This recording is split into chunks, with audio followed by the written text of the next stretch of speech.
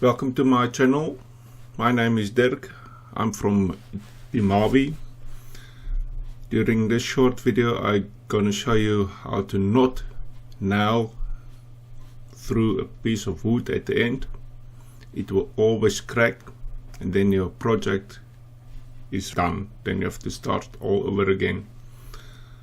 Here I'm just going to glue it up again for the next show.